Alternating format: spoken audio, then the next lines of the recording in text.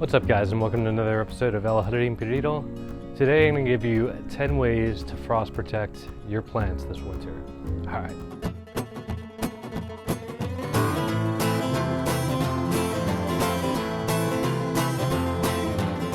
Alright, so tip number one, mulch. Mulch heavily. I got in contact with an arborist. He dumped off a crazy load. This is, I guess, what you call raw mulch. Pretty much a tree straight into the mulcher. There's no aesthetic to it. It's just leaves and wood, which I think is probably the best way to mulch.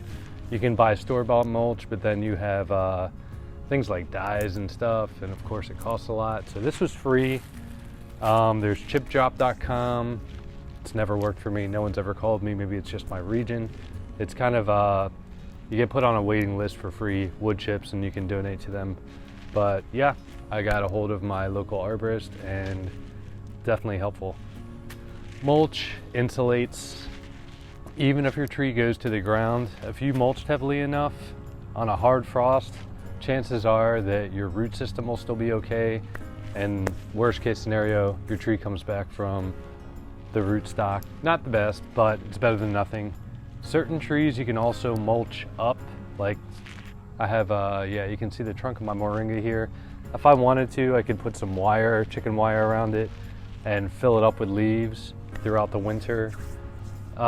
We get a lot of growth on this. It's got quite a hefty diameter, so I think I'm okay on that. All right guys, so my tip number two is thermal mass, which is what you see behind me, this pond. Basically, if you have something like this, temperatures don't fluctuate too much. And say you had a nice warm day, the temperature drops at night, this thermal mass, the pond here, is gonna retain all the heat throughout the day and slowly release it at night. Eventually, say you have a 2-day hard frost, yes, it will lose some of that heat, but you're getting a lot of heat radiating off of it throughout the night, and also it's affecting the dew point.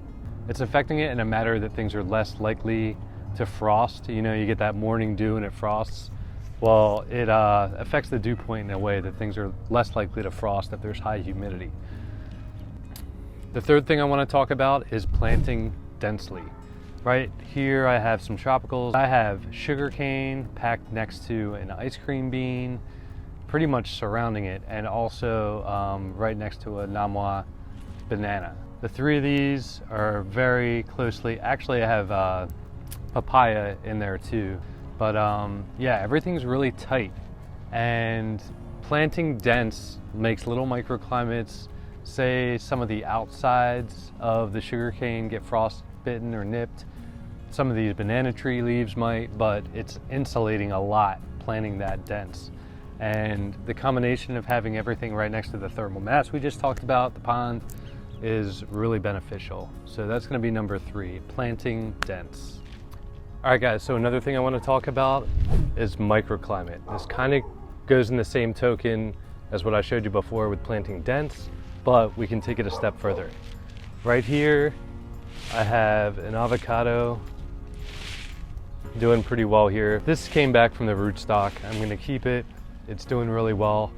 But I have a microclimate, this chaya behind me, making a really nice canopy. It's like its own little jungle right in this quadrant. It's pretty awesome. But the benefit of this is it shaded it just enough, because it's kind of on the outskirts of it, throughout the summer, so it kept my avocado nice and cool. Now that it's winter, we have a lot of mulch down here. It's also going to keep that little bit of insulation the mulch has, and keeping the wind out. It's going to keep some of that heat in this vicinity. Throughout the day, as things heat up, this mulch is going to retain some of that thermal mass I was talking about.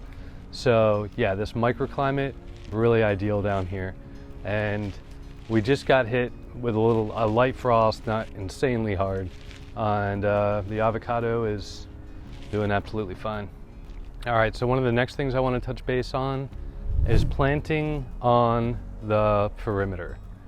I've just started kind of doing this system, and so you'll see it's a little dense in some parts of my yard. Right now we're walking the perimeter.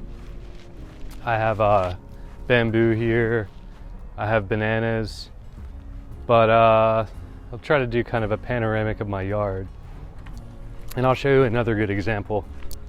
This isn't the best, but I have some wild mulberries growing along here. But one of the biggest ones, excuse me for wandering around so much. One of the biggest ones for me is the passion fruit vine behind me. Lots of insulation there. But basically what's going on here is if you plant along the perimeter, farmers do this all the time. Most of them do it for erosion and wind. What I'm trying to do here is, yes, keep the wind out, but it's a small aspect of that microclimate, but it's between micro and macro, I suppose. But basically, I'm just trying to seclude my yard to be kind of the ideal temperature that I'd want it to be. And by blocking the wind and everything, you're kind of retaining, you know, between the pond and everything, every little bit helps. You're keeping the wind out and you're retaining a little more of an ideal temperature zone in here. Okay, so another tip I have is to not prune anything until spring, when you know it's been the last frost. This is important because you need every bit of protection you can get. Basically, instead of using cover cloth or a drape or anything or plastic, I'm gonna let the foliage that got frostbit here droop down and protect the trunk. That's essentially what the tree is trying to do for itself anyway. No, it doesn't look great. I mean, all my tips of my bananas got a little nipped. It doesn't look great, but you know, you're getting your own frost protection. As it dies down, it's gonna kind of drape over the trunk, and that goes for some other varieties too. But the bananas are a perfect example of that. So really, you don't want to tamper or prune anything until you know you're in the clear frost-wise.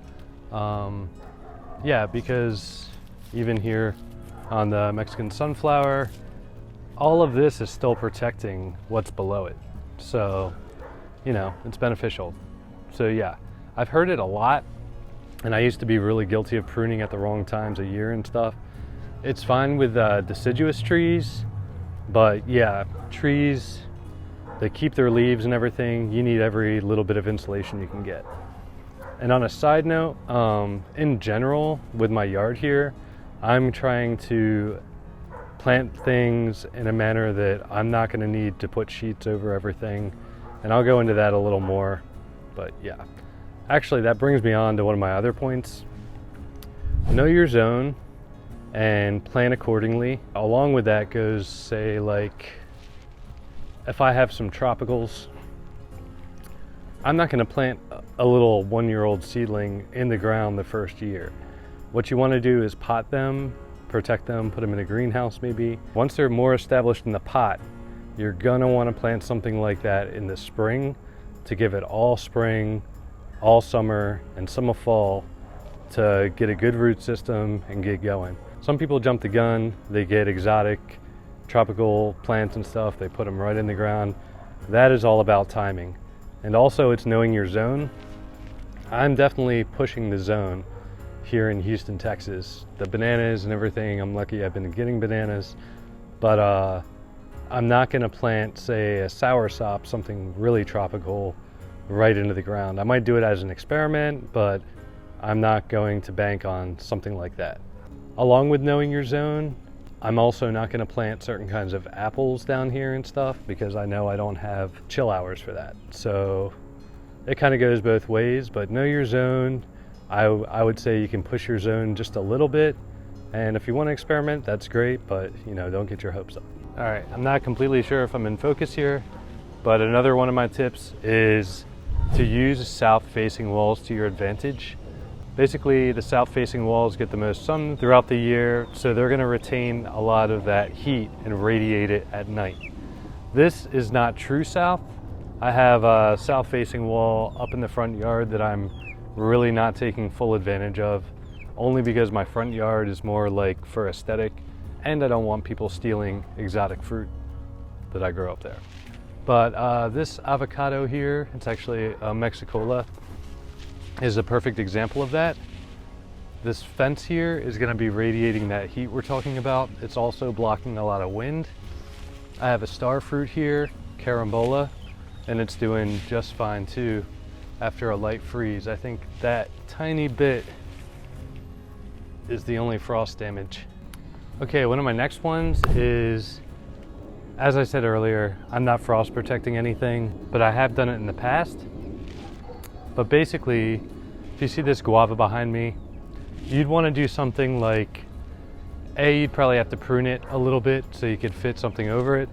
But if you were to put 4 stakes about yay high surrounding it, wrap that in some frost cloth, and I would also wrap the entire thing in, say, like the painter's tarp, the clear stuff, really cheap, like $2 for a roll.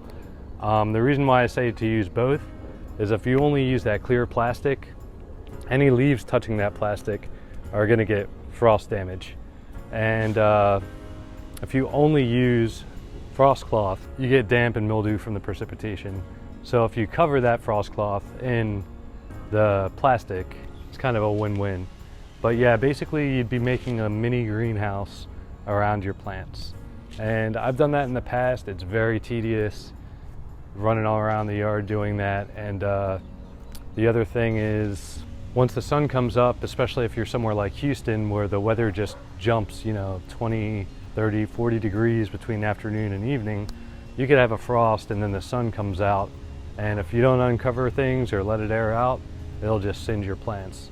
So yeah, I may do it in the future if I plant a mango or something back here. But as for this year, I'm trying to stay away from that.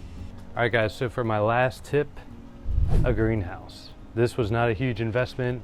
I basically built a frame and wrapped it in that clear painter's tarp I was talking about, and it works like a dream. I have supplemental light in there. I have 2 different lights. Depending on how cold it'll get, I'll turn 1 on or 2 on. And it's retaining a temperature 15 to 20 degrees warmer than what it might be outside. So it definitely keeps some of my tropicals away from the threat of frost. And also, this is south facing, coming this way. So it's getting a lot of that south sun there too, coming from this direction. All right guys, well that's gonna do it for today's video. Comment below if you have any questions or if you have a different take or wanna add anything. Hopefully you guys thought this was useful. I've battled many of winters doing this, and basically I'm trying to cover everything to just make things easier for you guys. Like I said, I'm trying to be low maintenance about it. Yes, it takes some prep, planting dense, mulching, things of that nature, but really it's pretty hands-free once winter kicks in here, and I don't have to scramble around every night and act like a maniac trying to cover plants. I'm sure you guys have been there. Anyway guys, as always, thanks for tuning in. Don't forget to subscribe if you haven't, and yeah, until next time.